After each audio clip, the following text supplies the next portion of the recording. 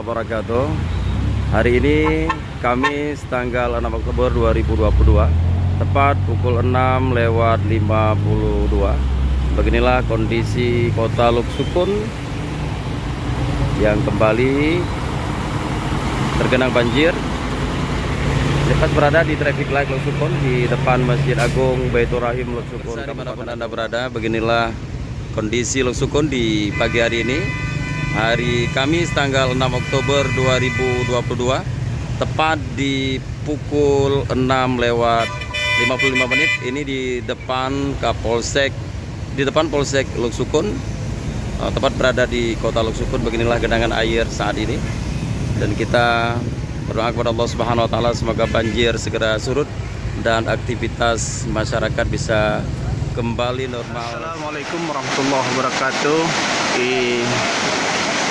Dapat kami informasikan berita terkini bahwa yang terjadi tanggul jebol di Menasa Mancang. Kondisi saat ini seperti yang rekan-rekan lihat, ada beberapa rumah warga yang hanyut terbawa oleh arus. Diharapkan kepada pemerintah yang terkait untuk segera dapat menanggulanginya. Terima kasih.